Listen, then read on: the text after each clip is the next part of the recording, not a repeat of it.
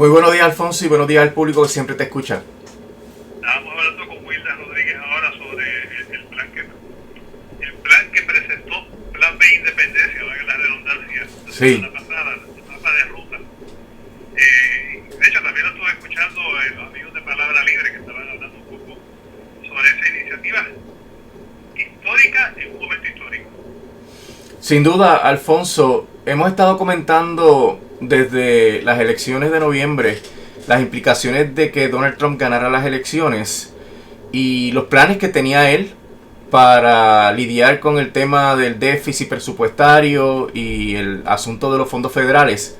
Y todo se ha estado cumpliendo al pie de la letra, y a pesar de que se tenía toda esa información, toda esa visibilidad, pues el gobierno de Puerto Rico escogió no hacer nada. La postura de Jennifer González es: vamos a ver qué pasa.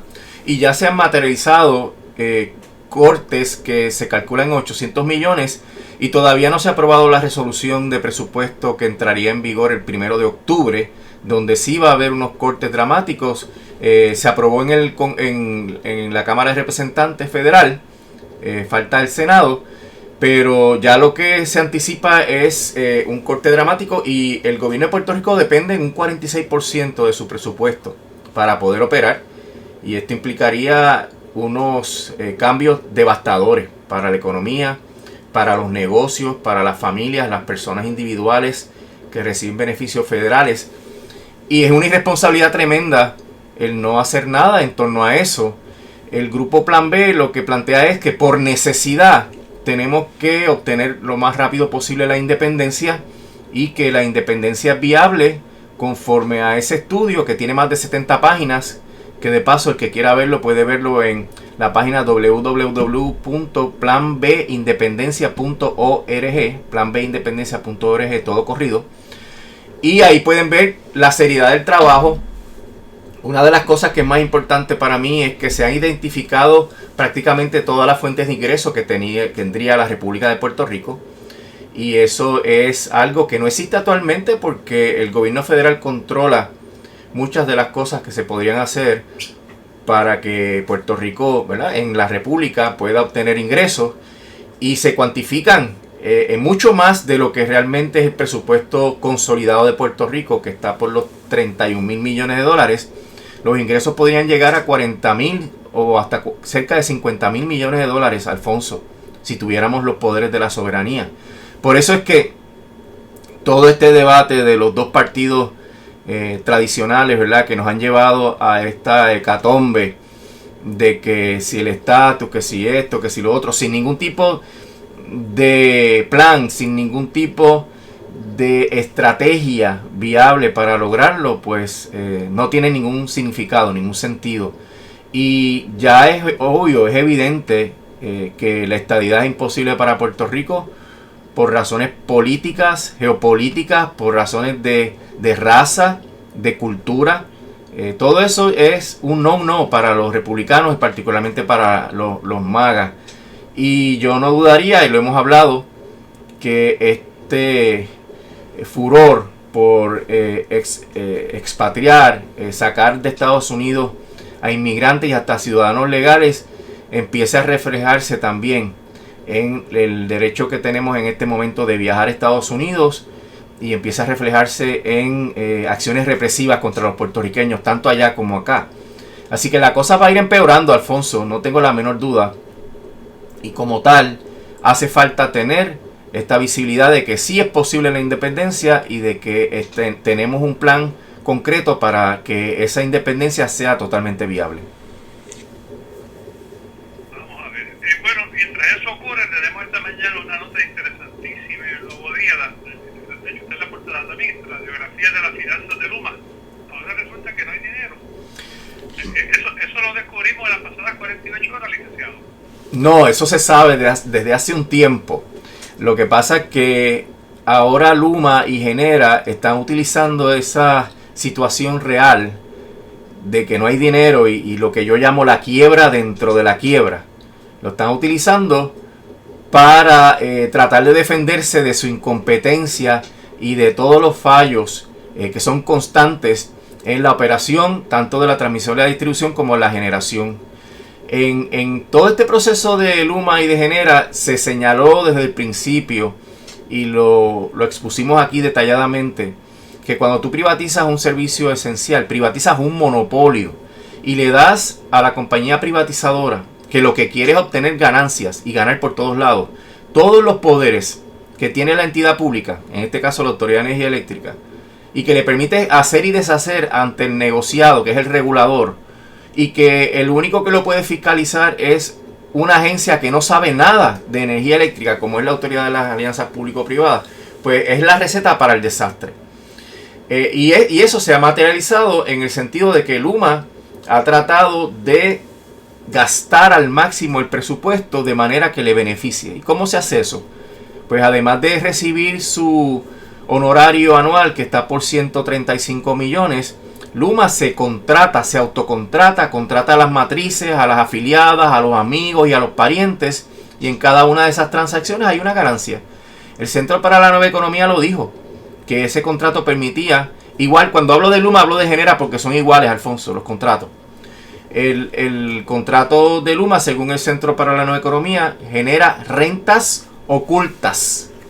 Y eso lo que implica es que en cada instancia pueden ganar. Pero ¿qué pasa? El contrato dice que para fines de quién es un suplidor, que no quede la menor duda, y así para eliminar cualquier duda, así lo dice, las matrices de Luma son suplidores. ¿Qué implica esto? Bueno, que se acabó el concepto de la licitación competitiva, que es como una agencia del gobierno puede obtener servicios de compañías privadas al costo más bajo posible. El mejor servicio al costo más bajo posible. Porque si tú contratas a tu matriz, tú quieres que tu matriz gane dinero. Por tanto, le vas a dar el contrato más beneficioso. Y eso ya se había anticipado que iba a crear problemas con FEMA.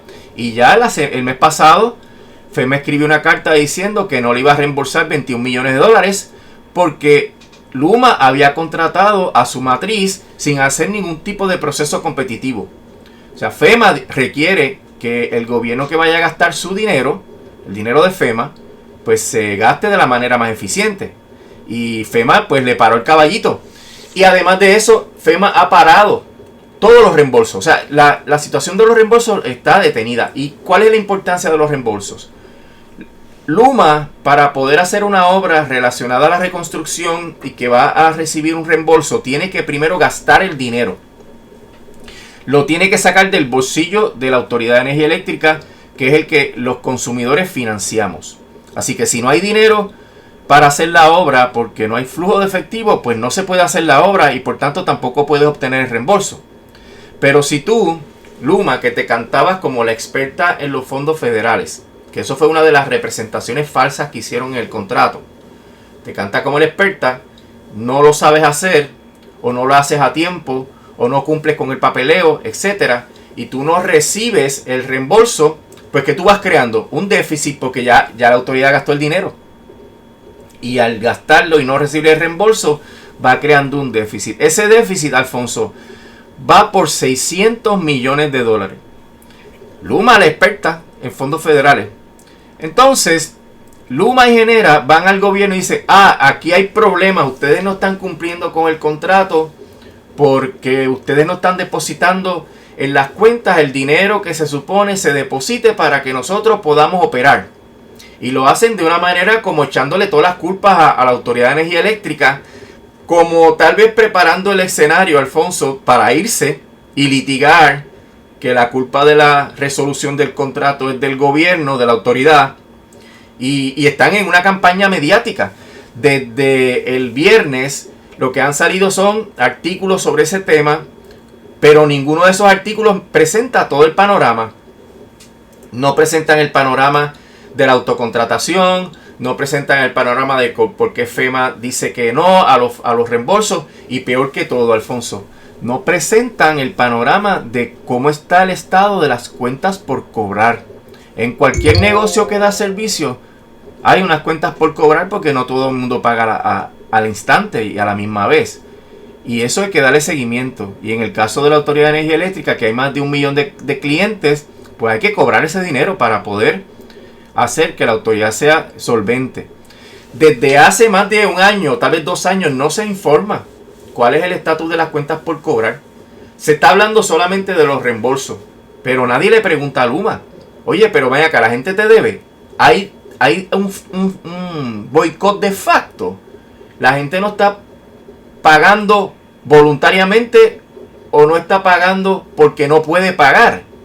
Hay una serie de preguntas. ¿Cómo afecta eso a la viabilidad de la Autoridad de Energía Eléctrica si la gente sigue así, sin pagar la factura, y entonces vienen los aumentos adicionales que podría ocasionar que entonces sí nadie pueda pagar la luz, ni los negocios, ni las industrias, ni las familias, etcétera?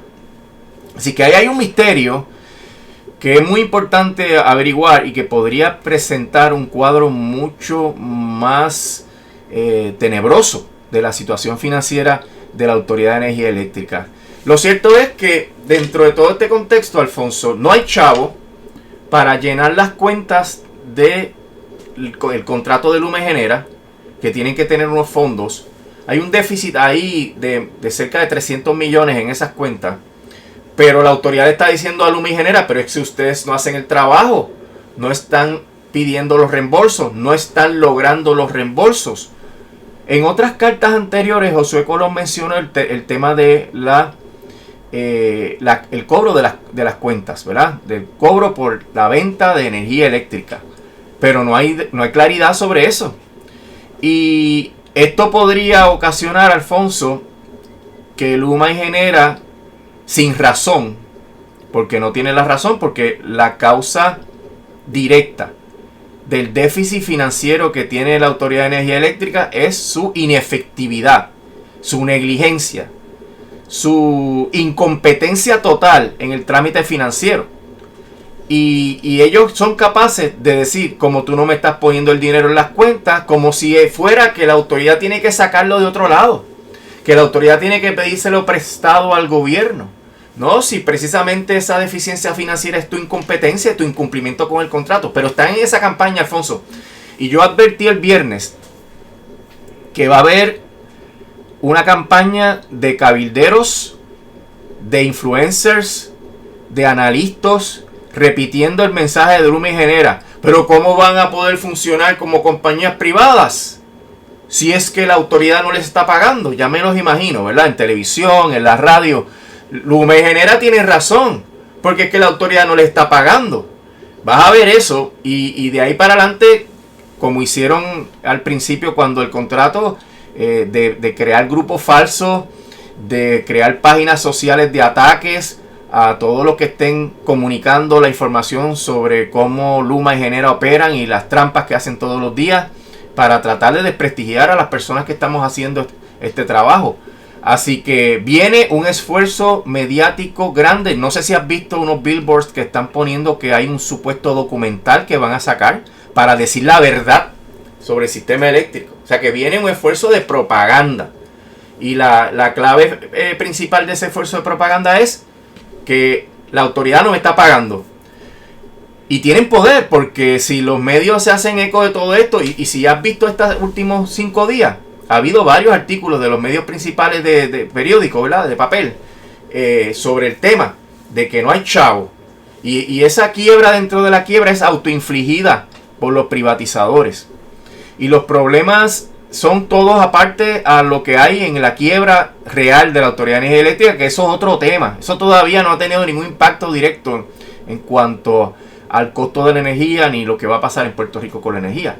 Lo cierto es que todo esto lo que plantea Alfonso es el colapso total del esquema de privatización que ha hecho que se le hayan dado a Luma más de 1.600 millones de dólares, que Genera no pueda mantener ni siquiera la flota de generación que se le encomendó cuando se inició ese contrato, y que cada vez tenemos menos energía. No hay expectativas de resolver el problema de déficit de energía en el verano. Se dieron cuenta los genios de Genera que no se podían tener barcazas en lugares donde pasan huracanes, y todo esto pues lo que nos lleva es a una situación totalmente insostenible que le hemos dado seguimiento aquí detenidamente, y que todo augura que lo que se ha dicho que va a pasar pues está a la vuelta de la esquina. Genera tiene un problema con su matriz que está a punto de declararse en quiebra. La enmienda al contrato de los 110 millones se aguantó, menos mal, porque Genera no puede dar una garantía de que New Fortress no se va a ir a la quiebra, porque no hay otro garantizador en el caso de que New Fortress se vaya a la quiebra y ese contrato requiere un garantizador.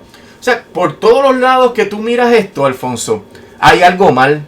Y hay algo mal que perjudica al pueblo de Puerto Rico, perjudica la calidad del servicio y perjudica el bolsillo del puertorriqueño, porque tiene la expectativa de que se generen más costos que haya que sufragar mediante la factura de energía eléctrica. No se ve luz al final del túnel que no sea cancelar ese contrato. Y cuando digo ese, pues el de Luma y el de Genera, porque los dos son igualmente problemáticos. Y enmendar la ley de la Autoridad de Energía Eléctrica para corregir los defectos que tiene esa ley que ocasionaron la quiebra de la autoridad, porque es la manera más efectiva de abandonar el proceso de privatización, es retornando a la autoridad, pero una autoridad que la ley permita que sea autónoma, que sea profesional, en el sentido de que no manden los políticos como mandaban y como mandan todavía en la Autoridad de Energía Eléctrica, que sea una entidad totalmente despolitizada, que haya una ley Hatch como ocurre en el gobierno federal, que es que no pueden hacer campaña política ni recoger dinero, y que sea democrática, Alfonso, que lo que implica es que los diferentes sectores que participan en este negocio de la energía eléctrica tengan representación, los clientes residenciales, los clientes comerciales, los clientes industriales,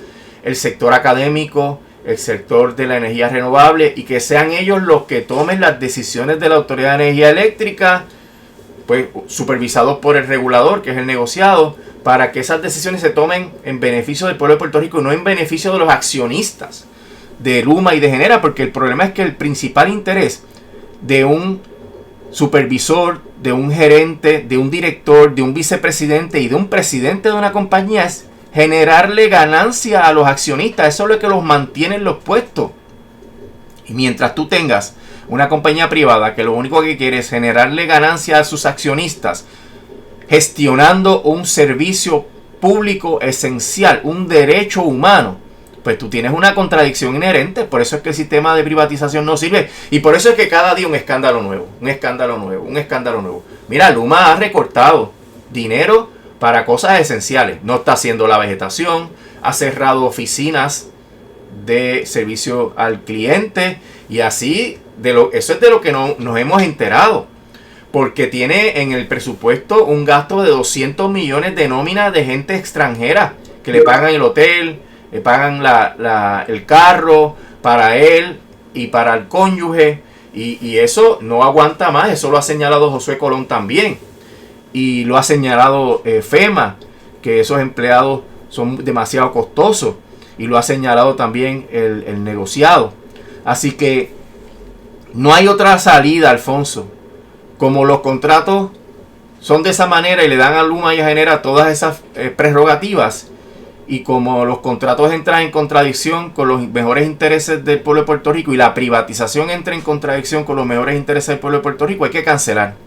Josué Colón, como SAR y como director de las alianzas público-privadas, primordialmente bajo ese título, director ejecutivo de las alianzas público-privadas, escribió una carta de más de 600 páginas el 2 de mayo, donde documentan parte de las ejecutorias terribles de Luma y de Genera, y que van a ser parte del récord de litigio, si es que hay en este caso.